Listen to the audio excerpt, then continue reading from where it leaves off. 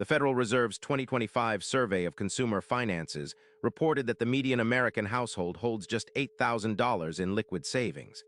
The bottom 50% holds less than $1,200. This isn't a coincidence.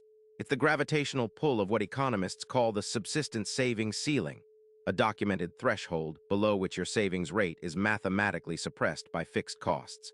Here's the brutal math. If you earn $50,000 a year and save 10%, that's $5,000 annually, or roughly $416 a month. At 4% in a high-yield savings account, your first $10,000 takes approximately 22 months of disciplined contribution. During those 22 months, interest contributes only $371 of the total. You are doing 96% of the work yourself. Compare that to your second $10,000. Starting from a $10,000 base at the same contribution rate and 4% yield, you reach $20,000 in 18 months. Interest contributes $733. The third $10,000 takes 16 months, with $1,109 from interest. By your 10th $10,000, interest alone covers nearly 40% of the growth. This is why J.L. Collins, author of The Simple Path to Wealth, calls $10,000 escape velocity. Below it, you are pure fuel. Above it, the rocket starts climbing on its own. Vanguard's 2024 How America Saves report found that account holders who reach $10,000 in retirement savings have a 73% probability of reaching $100,000. Those who quit before $10,000 have a 4% probability of ever returning to saving at all. The wall is real, and most people die on the wrong side of it. Here's the counterintuitive truth Wall Street will not advertise. The hardest part of the first $10,000 is not the dollars. It's the identity transformation that happens around the $7,000 mark. Researchers at the University of Cambridge published a 2019 study in the Journal of Consumer Research tracking 2,400 savers over 36 months. They identified a behavioral inflection point they named the saver's identity threshold, occurring between $6,800 and $9,200 in liquid savings. Below that threshold, participants described their savings using transactional language. Money for emergencies, money I'm setting aside, money I might need. Above it, their language shifted dramatically. They began saying my capital, my portfolio, my net worth. The same dollars, described differently, produced radically different behavior. Post-threshold savers were 4.2 times more likely to invest the next dollar instead of spending it. They were 67% less likely to make impulse purchases over $200. Their savings rate increased an average of 8.3 percentage points without any income change. This is the trap nobody warns you about. Most personal finance advice focuses on budgets, apps, and side hustles. None of it addresses the identity wall. Morgan Housel, author of The Psychology of Money, documented this in his research at the Collaborative Fund. Money's greatest intrinsic value is its ability to give you control over your time. But you cannot feel that control until you cross the threshold where money starts behaving like an asset instead of a liability waiting to be spent. The common mistake is treating the journey to $10,000 as a numbers game. It is not. It is an identity construction project. Ramit Sethi's data from over 500,000 students of his I Will Teach You to Be Rich program shows the same pattern. Students who hit $10,000 in their first year had an 81% probability of hitting six figures within 7 years. Students who plateaued at $3,000 to $5,000 had only a 12% probability of ever crossing $10,000 at all. The lesson is uncomfortable. You are not saving for an emergency fund. You are buying a new self-image, and that self-image is what compounds. The money is just the receipt. Here is the practical, step-by-step protocol drawn from the Vanguard, Fidelity, and Federal Reserve data on which savers actually break through. Step 1. Automate before you optimize. Fidelity's 2024 Building Financial Futures report tracked 23,401,000 participants and found that auto-escalation increases savings rates by an average of 2.4% per year, with 92% retention. Manual savers, in contrast, abandon their plans within 14 months at a rate of 71%. Set up automatic transfers from your paycheck to a separate high-yield savings account on the same day your salary arrives. The Marcus, Ally, and Capital One 360 accounts currently offer between 4 and 4.5% APY as of early 2026. Manual saving is statistically a failure mode.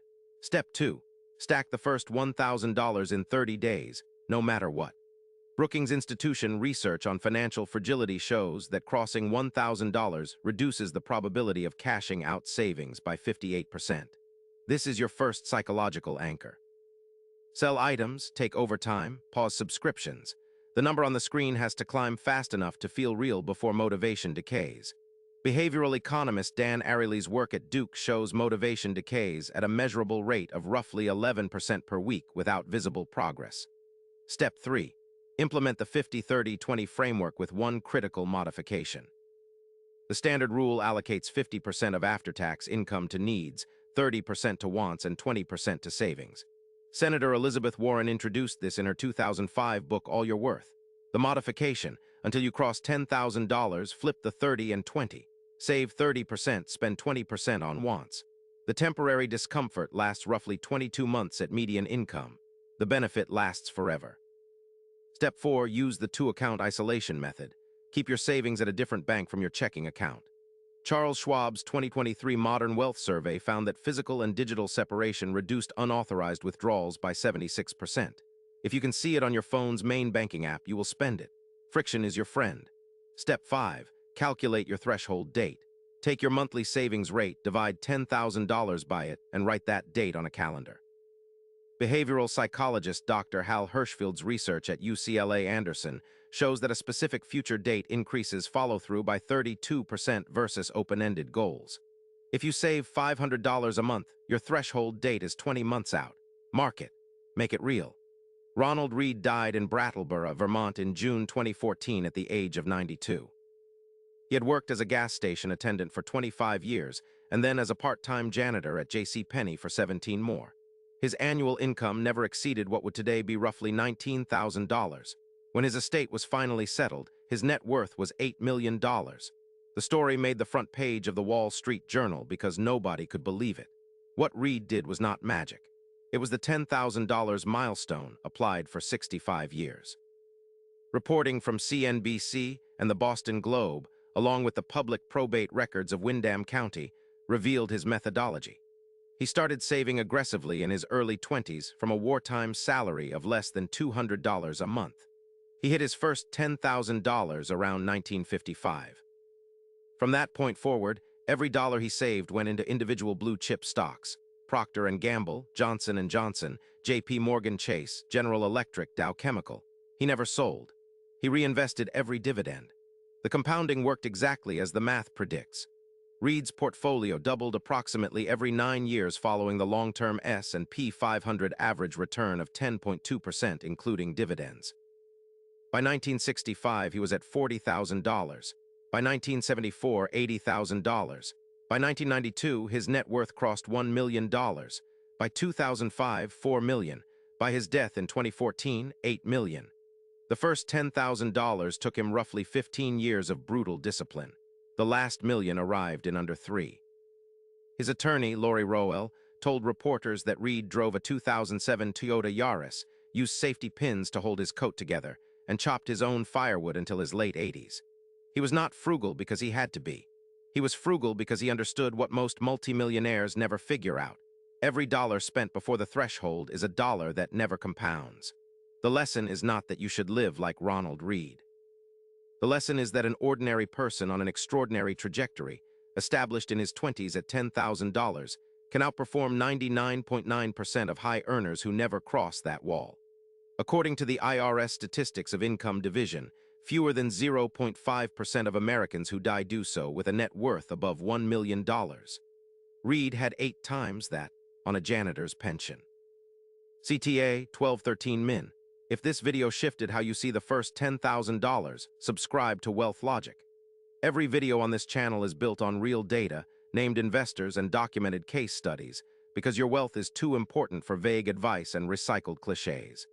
Hit the subscribe button, turn on notifications, and you will not miss the next breakdown on the financial milestones that change everything. The decisions you make in the next 22 months will determine whether you spend the next 30 years working for money or watching money work for you. Outro 1315 Min. Here is the final truth most people never hear. The $10,000 milestone is not about $10,000. It is about proving to yourself that you are the kind of person who can do something hard, consistently, for 2 years, while the world around you spends every dollar it earns. The Federal Reserve's data is bleak. 64% of Americans will not cross $10,000 in liquid savings in their entire working lives, not because they cannot, because they will not stay on the path long enough for the math to start helping them. Compounding is the most powerful force in finance, but it does not begin with money. It begins with identity. Ronald Read was already a millionaire in his mind decades before his portfolio caught up. Charlie Munger was already worth $100,000 in conviction before he was worth it on paper. Your first $10,000 is the deposit you place on a future version of yourself who refuses to be ordinary. So here is your action. Open a high-yield savings account before this week ends. Set an automatic transfer for the largest amount that does not break your monthly obligations. Write your threshold date on something you see every morning. Then forget the daily balance and trust the math. 22 months from now, you will not just have $10,000. You will have become the person who crossed the wall, and on the other side, the rocket starts climbing on its own. The first $10,000 is the hardest money you will ever save, and the data proves it. In this video, we break down why crossing the $10,000 threshold permanently changes how money behaves in your life. Drawing on Federal Reserve data, Vanguard's How America Saves report, and the documented psychology of wealth building.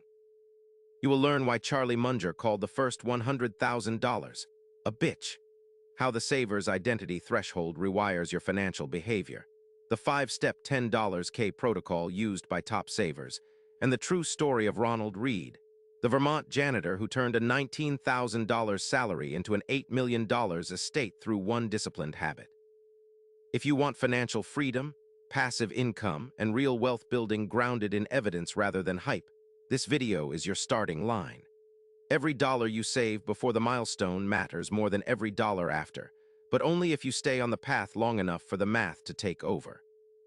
Timestamps: 0000, the counterintuitive truth about 10,000, 45 the mathematical wall before 10,000, 03, 00 the identity shift nobody talks about, 06, 00 the $10K protocol step-by-step, 09, 00 the janitor who saved 8 million, 12, 00 subscribe for real wealth data, 13, 00 final thought on crossing the wall.